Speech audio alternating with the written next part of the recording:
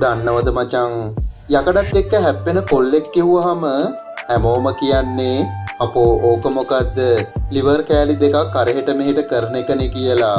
ඔන්න ඔහොම තමයි මචං ගොඩක් මිනිස්සු හිතාගෙන ඉන්නේ.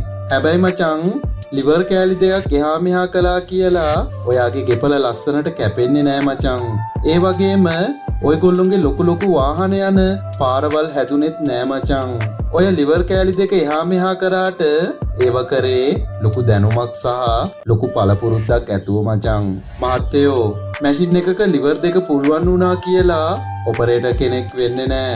ඒ වගේම කානුවක් කපා ගන්න එහෙම නැත්නම් වලක් කපා ගන්න පුළුවන් වුණා කියලා ඒත් අපේ උන් ඔපරේටර් කෙනෙක් උනේ නෑ මචං.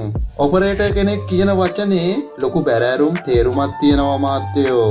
අවුරුදු ගානක් කට්ට කාලා දවස ගානේ චුට්ට වැඩ ඉගෙනගෙන යකඩ ගොඩක් මැද තියෙන ඔය පුංචි කැබින් එකේ තියෙන ඔය පුටුවට එන්න ඔපරේටර් කෙනෙක් විඳපු දුක් අනන්තයි අප්‍රමාණයි මචං.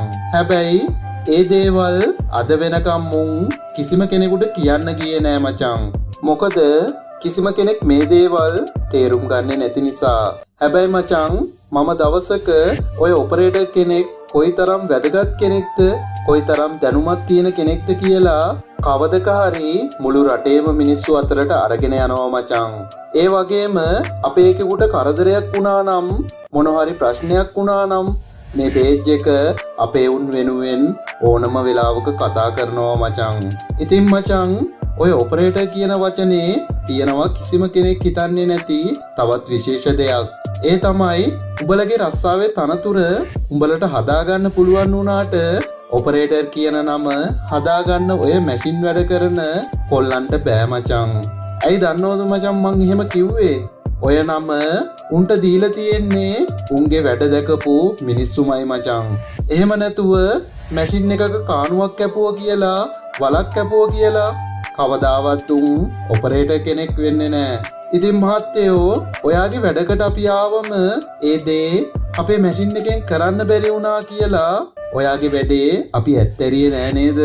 අන්න ඒක තමයි මචං කියන්නේ ඔපරේටර් කෙනෙකුට මැෂින් එකේ වර්ගය අදාළ නෑ කියලා.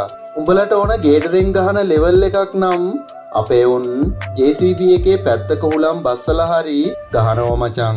උඹලා මොකද්ද කියන්නේ? ඒ උඹලා කියන වැඩේ කොයිතරම් අමාරු වුණත් අපේ උන් ගොඩ දාලා දුන්න නේද මචං? හැබැයි මචං කොයිතරම් ගේමක් ගහලා හරි උඹලා වැඩ ටික සුපිරියට කරත් උඹලව වැඩකට එක් කරගෙන යන්න දෙවියන්ට වගේ උඹලට සැලකුවට වැඩේට ගියාට පස්සේ